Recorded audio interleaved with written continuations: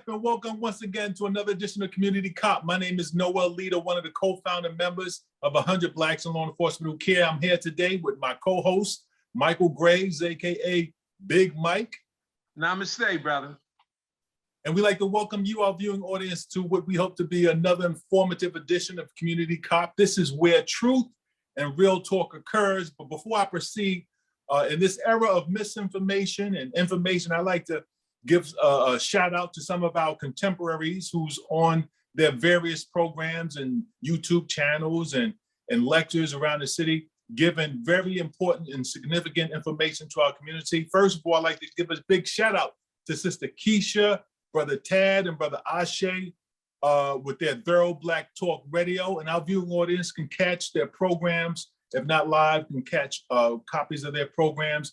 And I'd be remiss if I didn't also give a big shout out to our brother Ray from the BK, and who's one of the organizers of the Dr. Williams Mackey History Club. And of course, those of you who want to catch these lectures and can't make them live in Brooklyn every other Wednesday, very informative, informational lectures, can catch them on YouTube under Brooklyn William Mackey History Club. And big shout out to Brother Ray.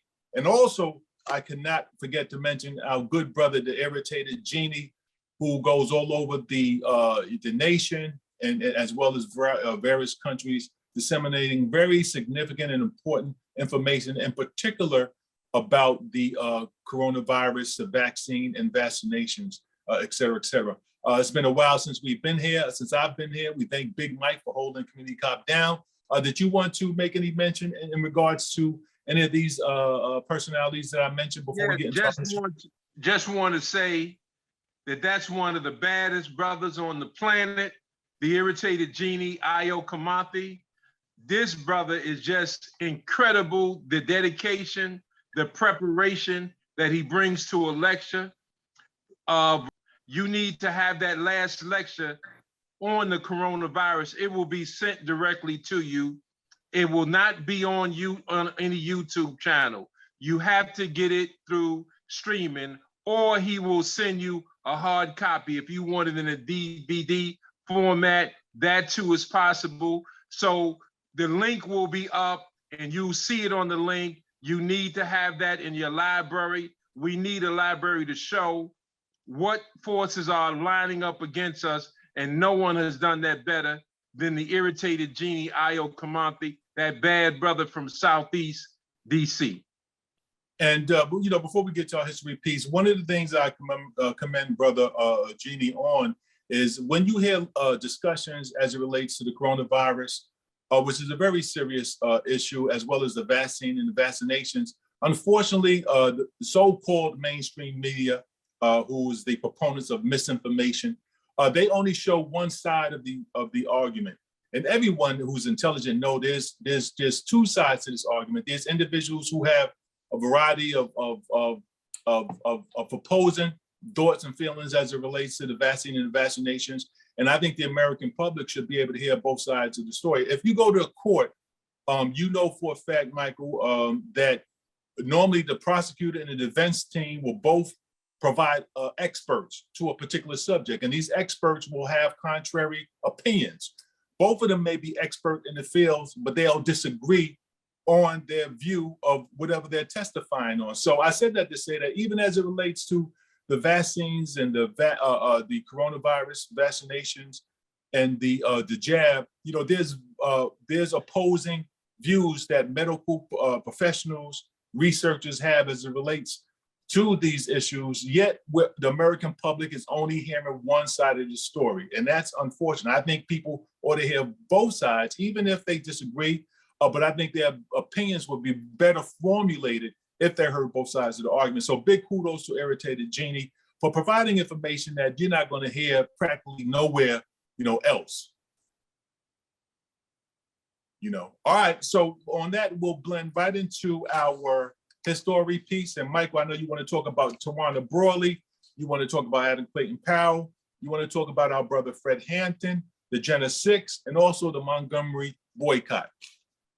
Yeah, let me just say very briefly, Tawana Brawley, we should never forget that case. That brought this not only to bring the Black community here in New York together, but it galvanized all over the nation. They had to bring in mischief makers. They had to bring in everybody, governmental agents. They had to use every snitch jacket one can imagine to characterize it as a hoax. They know that Tawana Brawley was actually raped by 6 white men. They know full well that she was kidnapped over a 3 to 4 day period. And it was proven in the defamation trial, so many aspects of what the attorney at war, Alton Maddox Jr., was able to establish. If you were at the defamation trial, it was clearly proven on so many different levels. So I would just say, always remember that 15-year-old girl who was confiscated, kidnapped, and raped and sodomized by 6 white men, and that is not unique. We have been getting, our women have been getting raped for 400 years here in America. That's why we look like every shade under the sun you can imagine. That is strictly due to not only the rape during chattel slavery, but the rape that continued post-slavery, that currently goes on not only in the South or Midwest, it happens in the Northeast, where it happened upstate New York, Klan County. So let's always remember Tawana Brawley. With respect to Adam Clayton Powell, mere words could never express his importance. He not only is the greatest elected official we've ever had and ever produced here in North America, all respect to Chokwe Lumumba, who also was incredible as a mayor in Mississippi. And also, I will never forget the great lioness, the one has so much courage and still around, blessed to be with us to this day, is Cynthia McKinney. But Adam Clayton Powell is the best we produce. And let's remember Cynthia McKinney, and of course, the memory of Chokwe Lumumba. These are great elected officials. With respect to Fred Hampton and Mark Clark, unfortunately, this is the time, 12/4, this week in our history is the week that they were killed in 1969 in a bloodbath, in a massacre, a vicious assassination of 2 young, good, strong, upright brothers. They were killed in Chicago. Certainly, we have to give kudos to the African-American Police League. I think they were called something similar to that. Pardon me if I don't quote their name right, but those brothers were on point, them Chicago police officers, the Black ones, and they were able to delineate that this was an assassination that occurred that day. It was totally unnecessary, and that it was done by the district attorney's office, the Chicago Police Department, as well as the FBI, all joined forces to assassinate Fred Hampton and Mark Clark. And certainly, if you saw the movie, you would know some about it. And the DA Hanrahan, it was dirty, it was vicious. 2 young brothers at the top of their game, showing great leadership at an early age. So I just want to just say that we should never forget them. And you know what happened in Jena 6. These were high school students, full of promise. One who's going to be a great quarterback football player. They were all miscarriage of justice with the DA's office when they responded to a noose hanging in the area of the high school campus, that they were always sat around in their area. A noose was put there. So they responded, and obviously they were the only ones arrested, even though a white guy pulled a gun on them. They took the gun, the shotgun from the white guy who had pointed in his face, and yet no charges. They were charged by pulling the gun away from the person who had it in their face. So it just showed you, and the DA said that with the stroke of his pen, he can destroy their lives with the stroke of his pen. That's what remains in my mind when I think of the Jena 6, just how white people can play and destroy Black lives and Black families with just a stroke of a pen. And last but not least, the Montgomery bus boycott. This was the coming out party of the great Dr. Martin Luther King Jr. Certainly, it was a response to what happened to Rosa Parks. And of course, this had happened earlier. That wasn't the first bus boycott. The first one was in Baton Rouge, Louisiana, that we organized. But certainly you give the Montgomery bus boycott their due, because it was one of the first stands in the South that was organized primarily by Black preachers and Black civil rights workers. And it was successful to the extent that things were accomplished. And that was the beginning of breaking the back of Jim Crow in the South. So long live that spirit. And at that point, we can stop and get into contemporary things. All right. Thank you, Michael, for the historical pieces. And before we get into some of the contemporary issues, I just wanted to update, or not update, but to remind our community about Breonna Taylor. You know, we have a new president in office with a new Department of Justice, a new Vice President, Kamala Harris, who some thought were very sensitive to some of these police issues. Those of you who remember on that campaign trail, police reform was a big issue, allegedly, to attract African Americans to support their candidacy. But they have to date done very little. No, they've done nothing as it relates to police reform. But the old case that many remember, Sister Breonna Taylor, some of us may remember when the AG of Kentucky, Daniel Cameron, made his presentation and why he exonerated most of the police officers.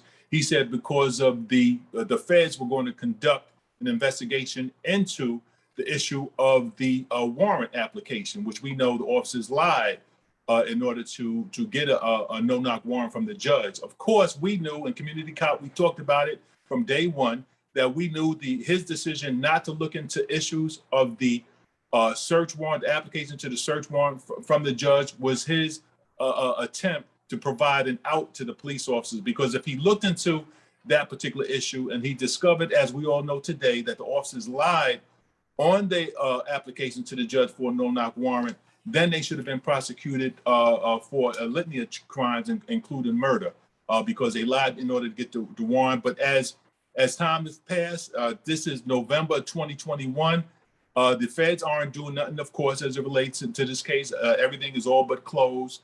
So his statement that the feds were going to look into that particular issue as it relates to the warrant and that his office wasn't going to look at it, we knew that was an attempt for him to not look at the most egregious point of this whole matter, which could have, forced his office to prosecute these police officers for one charge is perjury, and then ultimately for the murder of our sister. But nothing has happened.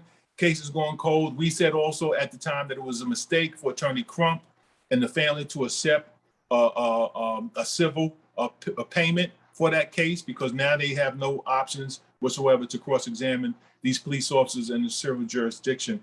But we didn't want to forget that there's been no justice thus far for our sister Breonna Taylor. All right, I don't know if you want to say anything about that case, Michael. Yeah, I'll just say that, no, what I'll say is that last week I mentioned the fact that in comparing with the Arbery case, I mentioned that there was a Tulsa police officer who killed a Black man because the Black man was dating his white daughter. Mm-hmm. But I failed to mention the name and just wanted to give you the name. And for those who want to do their own research, or if they want to find us out of pocket, you can try to do that. But we give you the facts here. We don't mess around and just go with innuendo or just speculation. The police officer's name, which I forgot last week, is Shannon Kepler. Police officer Shannon Kepler from the Tulsa Police Department. He is the one that when his daughter came home from school, she was 18, the young man was 19 years old. She was introducing him to her father, and at the door, when she introduced him and he put out his hand attempting to shake her father's hand, he pulled out his gun and blew the young man, Jeremy Lake, blew his brains out right on the spot for dating his daughter, killed him right on the spot. and then shot at his younger brother who ran down the block, shot at him, but his young brother got away. And she testified against her own father. So I failed to mention the name last week. So I just wanted to mention the name for those if they wanted to research it. His name is Shannon Kepler of the Tulsa Police Department. And it took 3 trials. And Noel, we went over this case years ago. It took 3 trials and the state failed to get a conviction. Even with the daughter's testimony, the feds had to try him, and the feds got him for second-degree murder because that community on the statewide, the prosecutor refused to really prosecute. Consequently, it took the feds to come in, and they got him on second-degree murder and using his weapon illegally in a felony, which is what he was charged with. So he didn't get much time for that, where he would have gotten life had he been hit with state charges. So in any event, I just wanted you to know his name. Right. Okay. All right. Now we're going to jump back and forth to old cases and new cases. But right now we want to talk about Officer Julia Cruz. This is a Louisiana's case. She's a police officer who was accused of shooting Sister Ashley Hall in the back. We hear that the state prosecutors have decided to drop charges against Officer Julia Cruz. To my knowledge, the Supreme Court had made a determination years ago, decades ago, that shooting an individual in the back is a crime. Michael. Well, in this particular case, it certainly was a crime, which is why shortly after the case, she resigned. In this particular case, the store employees allegedly caught Ashley Fountain Brown Hall of shoplifting. She had allegedly stole some steaks and some seafood. So they grabbed her. They were holding her effectively while they called the police. When police officer Julia Cruz arrived, she was secured in the arms of store employees. But she was, whatever kind of resistance or whatever way she was holding, they were holding her and she was uncomfortable with it. They had her in check.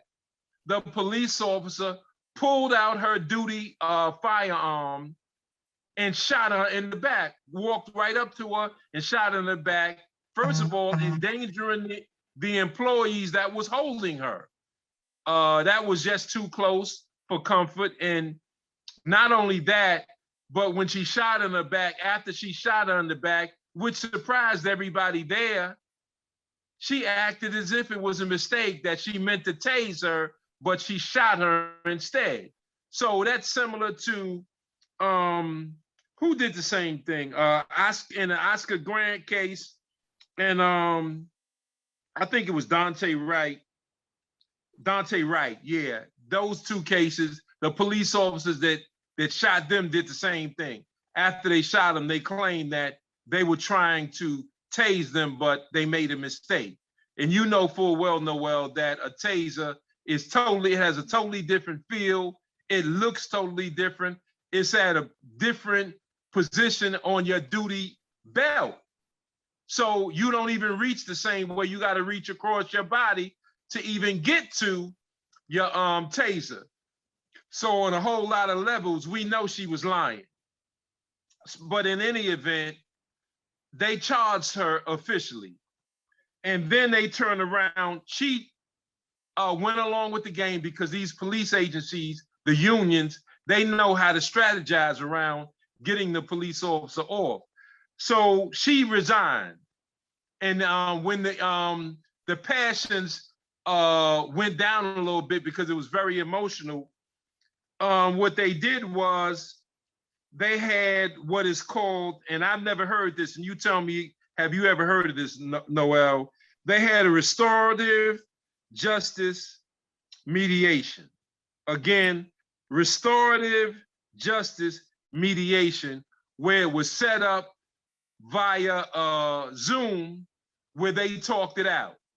Now, I've never heard of this before, where the person that tried to kill you, sets up a Zoom with you, and y'all talk it through, and then the sister turned around and said, I forgive you, and she recommended that charges be dropped. She doesn't have the power to drop charges. She recommended that, which the prosecution turned around and said, this is the quote from the prosecutor. D.A. Bell said, "This is unique in which the defendant realized she made a mistake and that the victim sought resolution for the incident outside the criminal justice process." Now, who seeks mediation? That doesn't even come to mind. Somebody set this up. Thanks. How do you just go from getting almost killed, you get well in the hospital, and then you pop up and say, I want to have a Zoom meeting with the person who shot me? So now they have this, and I'm going to repeat it again because I never heard of this. Restorative justice mediation.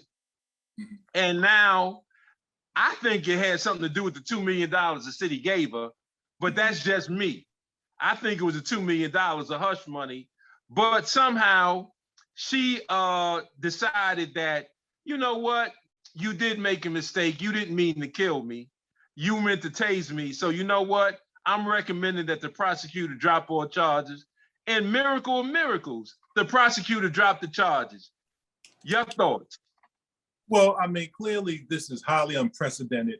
When a white police officer shoots a black female in the back and violates the criminal procedure law for the state of which she did it in, it's categorized as a mistake. No, this is not a mistake. This is a crime, and crimes are resolved in court.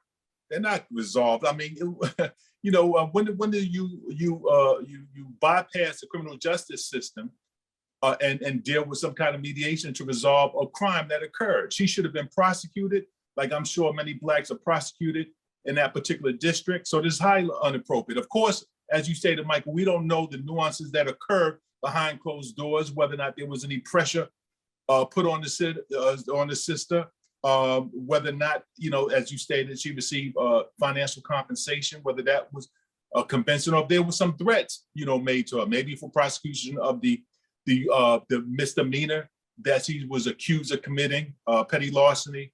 But clearly the officer's actions was highly inappropriate, not only because she shot an individual in the back, but the claim, as a lot of officers are now doing, when they realize that they've been involved in an inappropriate or illegal shooting, they just claim, I thought it was my taser. I was reaching for my taser.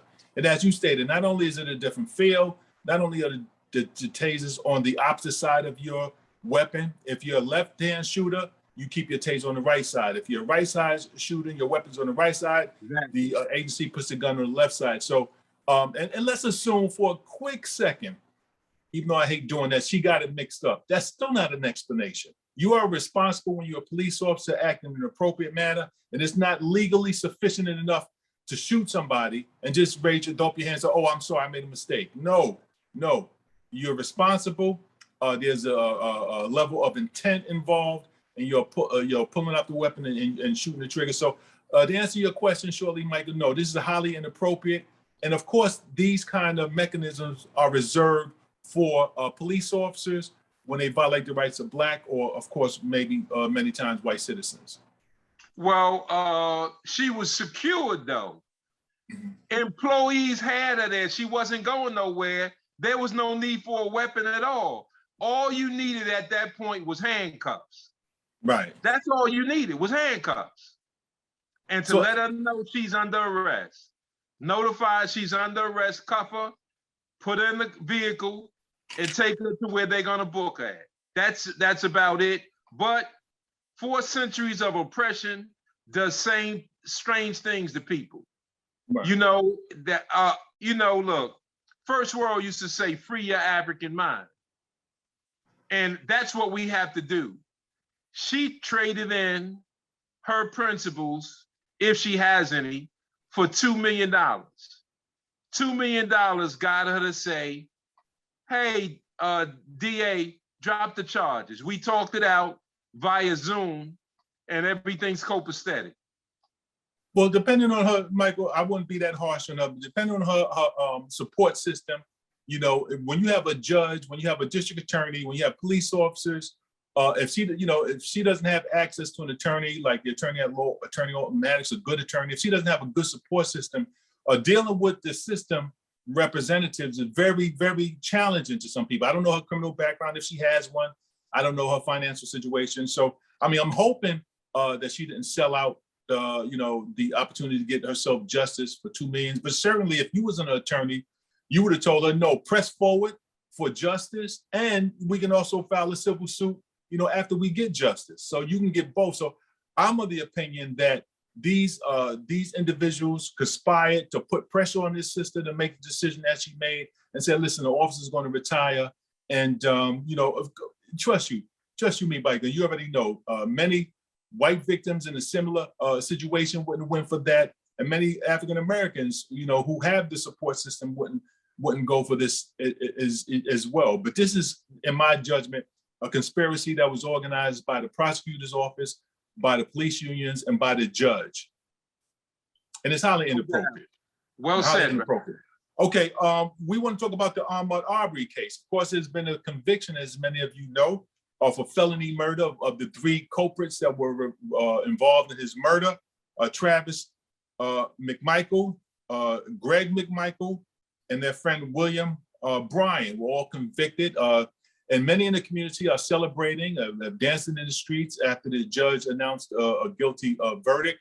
But we always caution our community and community cop to pause because justice equates to an arrest, prosecution, conviction, and sentencing. This individual hasn't been sentenced as of yet. Our community ought to remain vigilant until these 3 individuals are all appropriately sentenced, and then we can say there was a semblance of justice. Michael, were you surprised to hear about a conviction in this case? Yeah, I'll just say that I'm surprised that in that area, 11 whites were able to say guilty. They had 1 black on the case, 11 whites. So obviously it was set up, and there was a refusal on several district attorneys to even prosecute the case.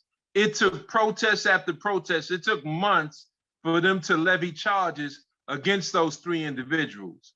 So given that impact, given the fact that the defense was so aggressive in trying to get the case thrown out because of the presence of some black civil rights preachers and what have you, looking at every instance, the fact that the mother of Arbery cried in the courtroom, tried to get the case thrown out because he claimed that it was ill affecting the jury. So for things like that, I would just say, yeah, I was sort of taken back, even though it was overwhelming that they were guilty. I still say, even in that regard, it's very difficult for white people because they choose white supremacy over any other principles. White supremacy is their God. And consequently, it rules over any moral values might have found in church. White supremacy is their God. Consequently, yes, I was surprised to that extent that they were able to find a guilty with 11 whites on that jury, yes.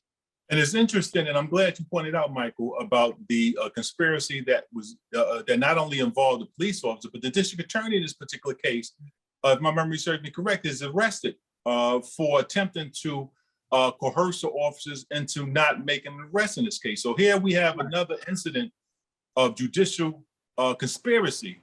Judicial misconduct. Right, for official misconduct. She told the officers not to make arrests of any of these 3 individuals when clearly a crime had been committed. So today she's lost her position and she's being prosecuted for official misconduct. So we'll see whether or not she's ultimately convicted and sentenced as well. But this case, as you stated, we're glad that convictions were handed down for these 3 individuals. It was caught on tape. There was no justification for what they did. But clearly in America, that's no reason for a jury not to clear white individuals who are guilty of a race crime such as this. So we applaud the conviction, and we await a thorough, appropriate sentencing for all 3 individuals. And time will tell. All right, we want to jump back, Michael, to a quick story I know you want to talk about, Barbados. They have recently removed Queen Elizabeth as their head of state. Some individuals in our community would say this is long overdue. This, I believe, happened yesterday. And Sister Dame Sandra Mason was sworn in as the president of Barbados. Good news or bad news, Michael? I'd say good news. I'd have to say, I'm forced to say good news, even though I think it comes 55 years or whatever it is too late. But, you know, if you claim independence, if you claim you're independent as of 1966, and you wait all the way 55 years later to now, you do not acknowledge the Queen of England as your queen. If it took you 55 years to do that, I think something is amiss. 4 centuries of enslavement and colonization of that land, Barbados, where sugar was king, and that sugar cane that made the rum and what have you made Britain a powerhouse. Barbados made Britain a powerhouse. Consequently, it owes a lot to it. So I would just say that a sister once told me, a sister from Barbados in Harlem, she told me that Queen Elizabeth is her queen. And I said, sister, she's not your queen. I said that she wouldn't even acknowledge you like she wouldn't acknowledge the dirt under her shoes. And she said, no, no, no, no, don't talk about my queen. And I said, sister, if you need a queen, your mother's a queen. Your grandmother's a queen. You don't need a white queen. The African queen that birthed you is your queen. And that's the way I left the the discussion that way. So I would just say it's 55 years late. These brothers and sisters that ride around in cars with this crown on their dashboard, they need to take them off and start a new life, free your African mind. All right, well said. And the nation of England is one of the most has one of the most bloodthirsty histories, colonizing territories all over the globe. They used to have a saying that the sun never sets on England because they went into Asia, they went into Africa, they went into Caribbean, they went into South America, and even in North America, they were here. Murdering, robbing, pillaging, raping, torturing all over the planet. So I think you'd have to suffer from amnesia if you were an African American and considered this to be your queen. This is your oppressor historically, and big up to the nation of Barbados for doing something, as you stated, that is long overdue.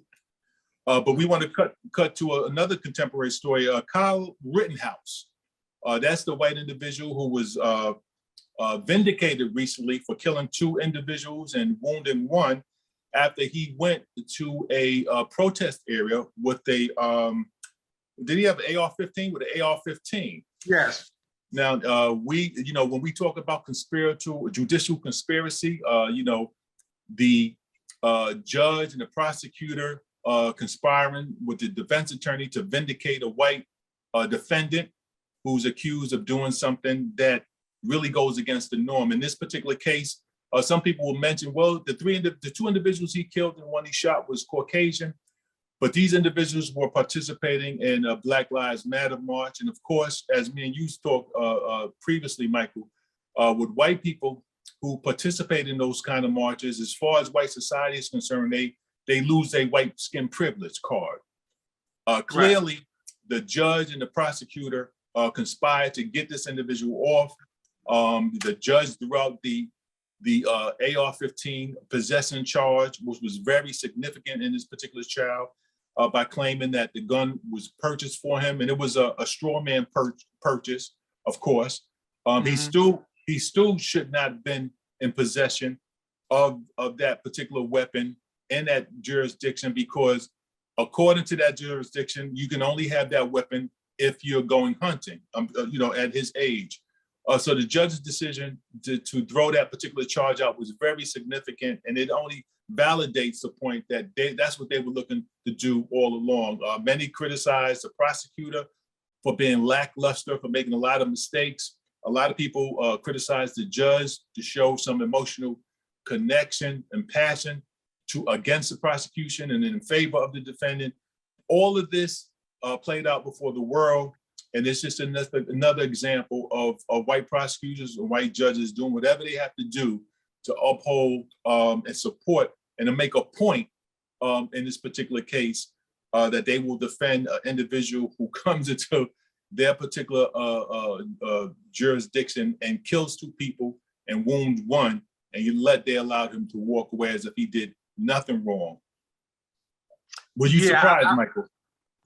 No, I'm not surprised at all, because you have to consider the fact that he is a race soldier representing right wing, the right-wing movement. He's a white supremacist of the higher order. Make your choice. Is he a member of the Proud Boys or Boogaloo, what have you? It doesn't matter. He's one or the other or similar types.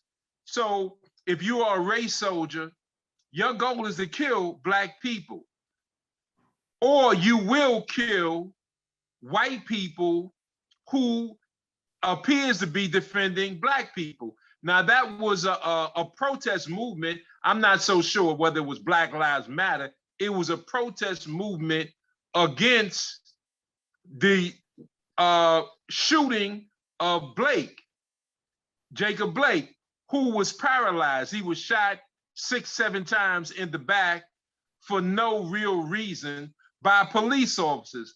So this was anti-dirty police brutality or criminality. That's what the movement was.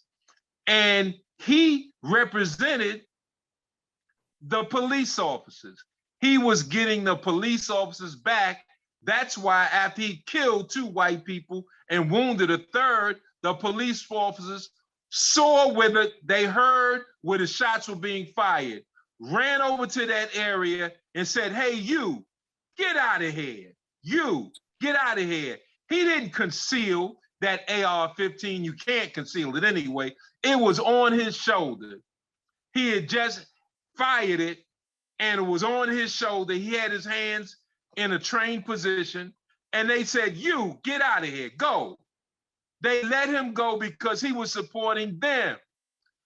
They were on the perimeter. They went to where the action was, let him go. He, of course, went back from Wisconsin into Illinois. He crossed state lines, which was illegal, went back over state lines, which was illegal, and whoever drove him, which was, I think, his mother or allegedly his mother, then she was a participant in that crime. She was not arrested. Now, when you consider that, and you covered the criminal aspect with respect to what happened in the courtroom, so I'll just add to it by saying Congressman Matt Gaetz offered him a congressional internship after he was found not guilty. Congressman Madison Cawthorn offered him a congressional internship as if he was a hero. Now, Congresswoman Marjorie Taylor Greene, she submitted him for the Congressional Gold Medal. And just in case people are not familiar with what the Congressional Gold Medal consists of, some of the past people who were recipients are people like Winston Churchill, Jesse Owens, what he did pre-World War II. And Winston Churchill was actually in World War II. Mother Teresa for what she's done internationally over the globe, representing, Catholics and what she was able to do in poor countries. Nelson Mandela, George Washington, and the Capitol Police for defending the Capitol on January 6th. So some people think all of these people are heroes. How do you connect Rittenhouse with Mandela, Jesse Owens, and Winston Churchill and people like that? So why would he be in a position to get an award? So she put in a bill for him to receive one of the most prestigious awards in history. So that's telling you he represents the right to have been 17 at that time and to take the position he took. They consider it heroic. So all these other Congress people are trying to outdo each other to say, no, I want you to be an intern for me. I want you to be an intern for me. And he ended up having a sit down with former President Donald Trump. So he represents the right wing to be 17 at that time and to do what he did to show he will kill even white people that stands with Black people. That has always been an historical position with the Klan, white citizens councils, and that type, that their goal is to kill Black people. However, if you interfere with them, as you pointed out so well, Noel, you will lose your white privilege and you might lose your life. And that's the most significant part about this particular case, is the symbolic message that it sends to throughout America. And that's why he's receiving this support. That's why he's receiving this accolades. That's why there was conspiracy by the judge and the prosecutor in conjunction with his defense team to get him released, because they want to send a message throughout the country. And the message has been sent that you will receive support if you uphold this white supremacist mentality against those who will march against police corruption, who will march against and in favor of justice for African-American victims of police violence. They let the country know that you will not receive any support if this all goes into a courtroom. And I think that's preposterous. When you mentioned the elected officials that have nominated him for these lofty awards and these lofty accolades and acknowledgement, I think that is the epitome of crazy, lunacy. But that's where we are today as a country, unfortunately. I mean, this is an individual who, as I stated, committed a number of crimes. They had him on tape even prior to this incident, 1 week prior, saying that he wish he can shoot looters, and that denotes intent. He lied about his, he told the police officers initially that he was hired to protect some of the businesses in the areas. That was proven to be a lie. He said that he was a emergency medical technician. That was a lie. So there was so much to show that this individual had some illegal criminal alternative methods or intent, but yet he's been right. Thank you, brother. But yet he's been vindicated, and now he's being heralded as a hero by these elected officials. I think that's crazy, Mike. Yeah, but it's consistent. Right, yes, and then that's America rewards, as Dr. Khaled always said, America rewards its killers. Facts. All right, now, Dr. Khaled, Dr. Khaled. Yes. I think I said Khaled. Dr. Khaled would do. May peace be upon him. Yes. All right, to show how crazy things are, Mike, we want to really talk about this for a quick second. Colorado Congresswoman Lauren Barbados recently suggested that her Islamic cohort in the Congress, Ilhan Omar, could possibly be a suicide terrorist.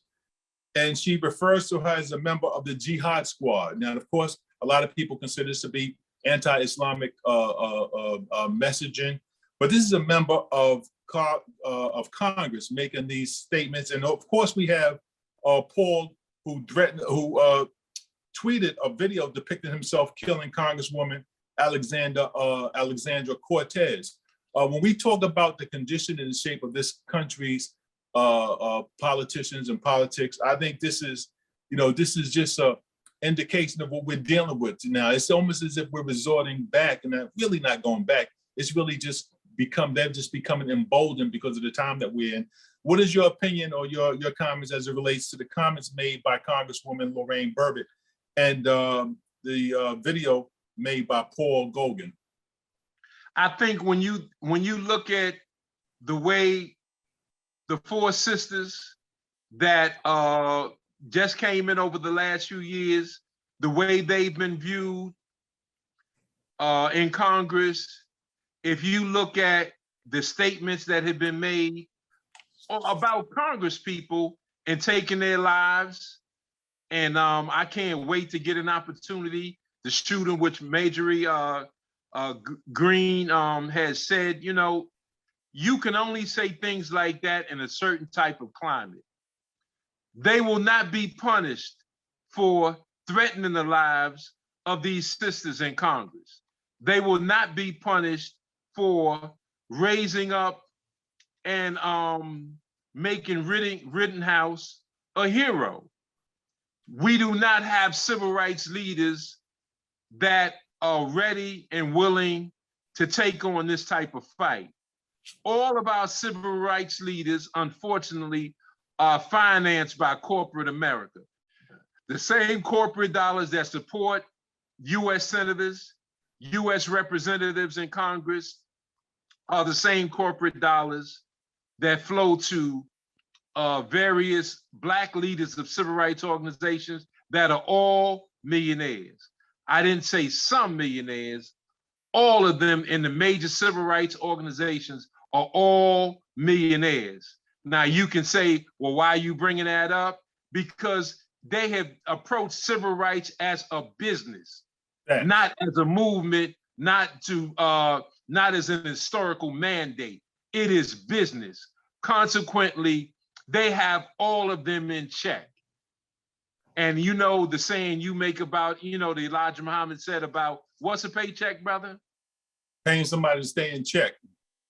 Well, then that's what they're doing. Consequently, they don't have no fear from Black people. And the thing is, Black Lives Matters is financed by that same group, that National Action Network, Push Rainbow Coalition, NAACP, CORE, all of them. All of their heads are millionaires. All of their heads are controlled by greenbacks, by corporate dollars. They are told what to say, when to say, how to say it, where to go, when to leave. Everything is controlled by these corporations. And that's why they are surviving.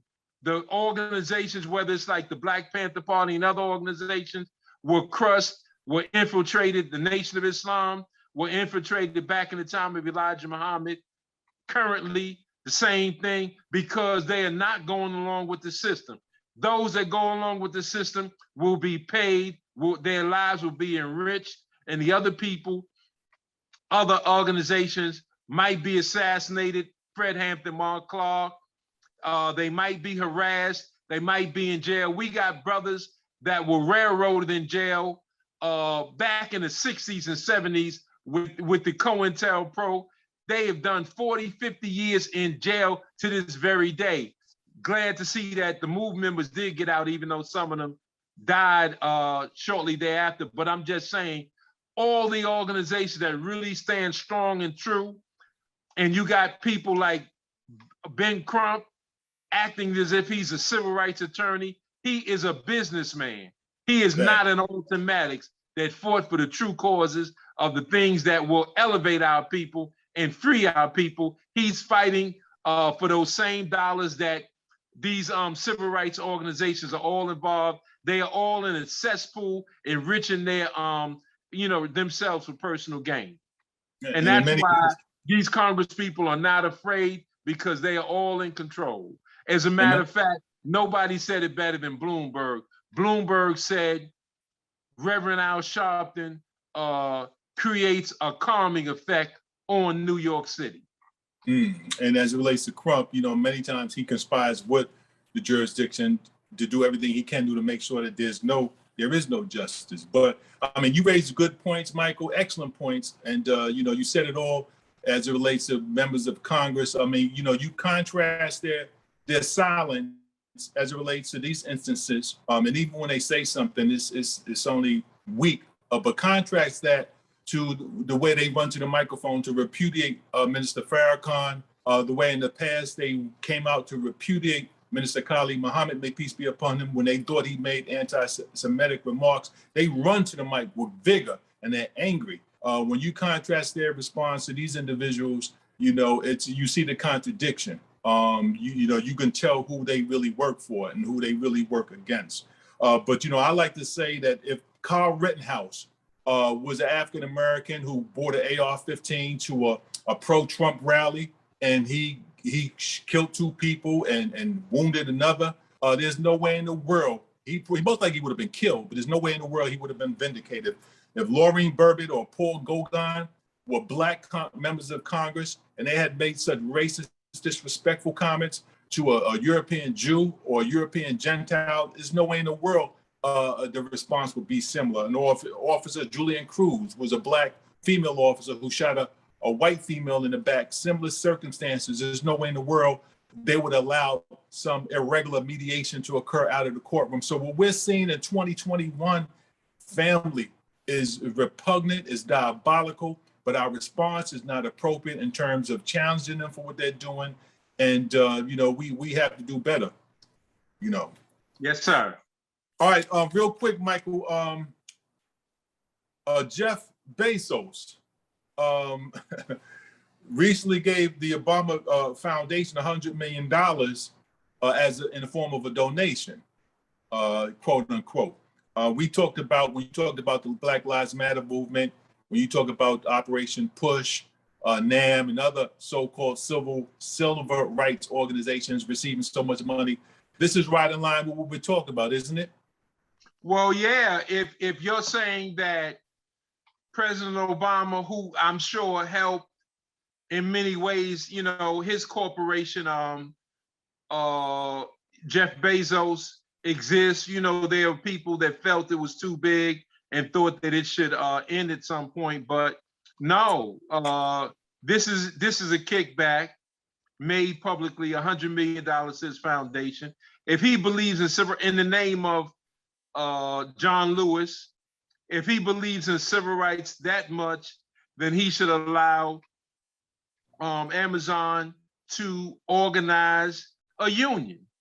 He destroys every attempt to organize a union. Unions are to fight for the rights of the employees. So if he loves civil rights so much, why is he against unions? So in any event, Obama received $100 million, and it's up in the air as to what is going to happen. But that just shows you, when you go along with the system, how you will be paid in the long run. Yeah. And many in our community don't get that these politicians, African-American politicians, are some of the biggest traitors of our community. First of all, they rule over some of the most disenfranchised districts in the nation in terms of poverty, in terms of crime, homelessness, unemployment, white, Black income disparities. They're some of the most poorest producers of equity that we have, these Black politicians. And many times when they leave their particular office, they're gifted by these white corporations with, grants, donations. Some of them get corporate American positions. So we really have to, understand the role that Black politicians, majority of them Democrat, play in maintaining the status quo. None of them are talking about change. Even though we talk about the racial disparities in the system, none of them are talking about destroying the system that fosters or creates or continues this disparity. None of them talk about change. They all talk about the maintenance of the status quo, keeping things as they are. And President Obama, who many of you love, he was the same. He was just the same. So thanks for that update. Michael, Charleston, South Carolina. We found out that the family that were victims who passed in the Dylan Ruth shooting received an additional $88 million. That was, I didn't see that coming. Yeah, well, consider the fact that President Obama at that time fast-tracked $29 million immediately to Charleston, South Carolina, where miraculously they said that they forgave Dylan Ruth in an impact statement. in court. $3.2 million apiece to each family can convince you to be forgiven. So all 9 families received $3.2 million. Now, since they continued and kept quiet, now the final payoff. They're dividing up $88 million given to them by the Justice Department. That could have sparked a black-white thing nationwide. This is why President Obama quelled it in an unprecedented way immediately. $29 million sent fast track down to South Carolina. They forgave. A bloody massacre, murder occurred in a church, a black church, which is sacred to black people. And so what was the response? We gotta kill this right away. So they immediately gave them the people. They made the statement after getting $29 million.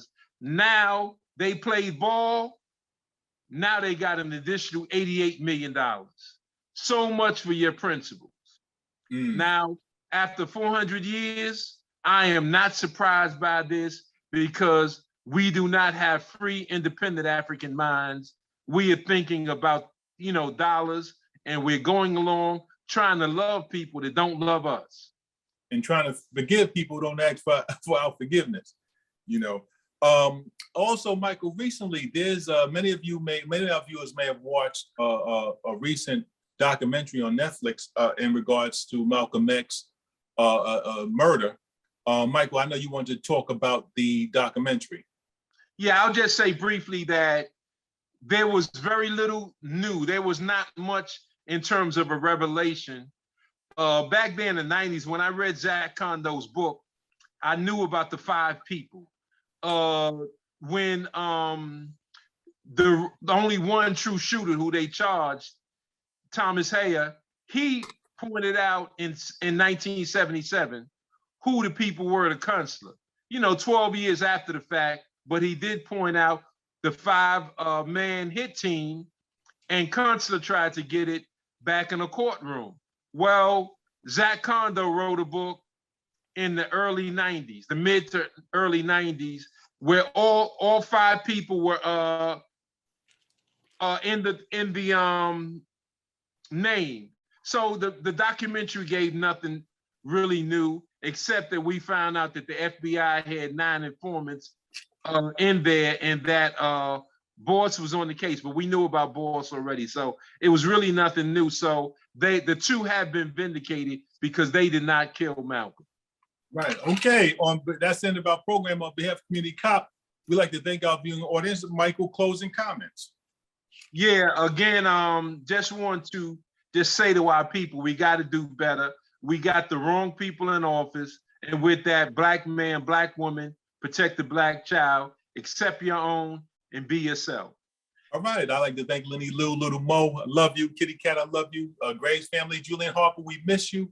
We'll see you next Tuesday. We'd like to thank our producers and Vernon Wells. Yes, feel better, brother, my brother. Stay strong, brother. We need you, brother Vernon. We need you, brother. Stay strong. Yes, sir. We'd like to thank our producers and engineers, Nat Woods, Sheila Berry, Veronica Kitt, and Big D. See you next week. Peace. Irritated Genie, get this stream or that lecture. The Irritated Genie. You need that in your collection. No doubt. See you next Tuesday. Peace, family.